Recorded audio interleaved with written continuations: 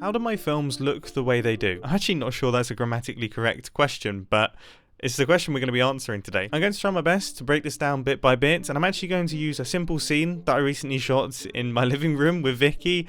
I was testing out the Nanlux Dino 650C, and I thought this would be a perfect opportunity to explain the things that I look for when I'm putting together my shots. So let's start things off with my inspiration. I started my interest in filmmaking by watching BMXing videos. There was just something about the energy and, I don't know, the DIY nature of them that just really struck a chord with young me. That's probably why I tend to prefer the slightly more handheld, floaty look as opposed to some of the more polished shots from things like cranes and jibs. I like to shoot from quite a human perspective, I guess you could say. Lighting inspiration comes from many places, and I'm going to bore you all to death here. I absolutely love the colour in work by cinematographers Natasha Breyer and Dan Laustsen. Cinematographers like Bradford Young, Rob Hardy, and Roger Deakins just create beautiful pools of light and dark. I really like the ultra-wide-angled, negative space looks of Emmanuel Lubezki. James Laxton, who was the cinematographer of Moonlight, and Ben Davis, who was the cinematographer of 3 Billboards. Those are two films that I always find myself coming back to because I love the way they look. It's like a stylized, natural, just organic look. It feels like I could reach into the screen and just grab it. It's lovely. Work by directors like Solomon Lichthelm, Massimo Frost, Danny Grevitz, and cinematographers like Ben Fordsman and Lewis Potts. You know, these are all pulls that I draw creative inspiration from. And on the topic of Lewis Potts, he actually made a list of the elements that he looks for when he's creating a cinematic image,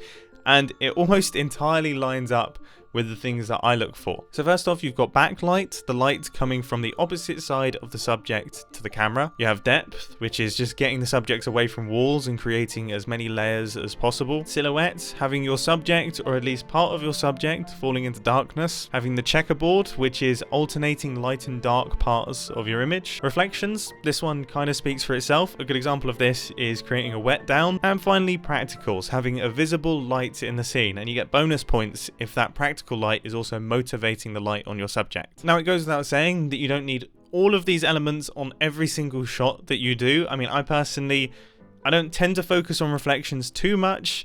I'm happy if they suit the scene and they're kind of there organically. I also personally like to add a little bit of color contrast into the mix, mixing color temperatures. I also generally quite like to use haze in the scene, just add a bit of atmosphere. It creates volumetric lighting, which really helps the depth part of the equation, although I haven't actually used it for this scene here. But something that I did experiment with on this setup is something that I've seen a lot of high-end commercial DPs doing, which is the soft light on the face and hard light on the body. It just helps make your subject pop a little bit whilst also maintaining the flattering light on the face. So here I'm using the Nanlite Forza 500 and a spotlight to create the hard light on the body, and then I'm using the Nanlux Dino 650C to create the soft key light on the face. And it is literally perfect for this sort of situation. It is bright enough to beat out daylight and create shape, but it's still soft.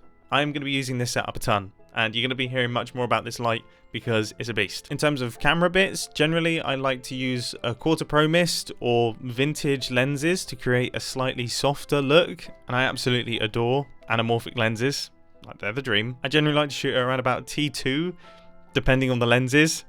That was probably a bit too wide open for this specific vintage anamorphic, but you know, it looks cool. And my lens choice tends to go either ultra wide at like 12mm, and then for like the main bulk of my shots, I'll shoot around about 35mm to 50mm, especially if my subjects are people, and then I'll go up to about 85mm for close-ups. I don't tend to favor things in the much longer part of the spectrum. And if you want to get really geeky, here is my false color, so you can see how I actually expose an image. Which brings me on to color grading. I barely do anything when it comes to color grading. I do a Rec 709 conversion, and then I do my balancing of the lift gamma gain, I do my contrast, I do my saturation, and then generally I will just pull down any crazy highlights a little bit, and then I'll add some fill grain, and yeah, I'll call it a day. What I found is the more I do, the more I tend to ruin it.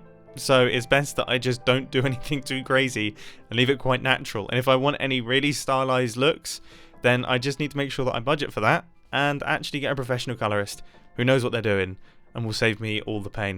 And that's basically it. That's how my films get their look. That's how they get their style. yeah, that's everything. I hope that you found this somewhat interesting. Please do ask your questions down in the comment section, and we will talk again soon, okay?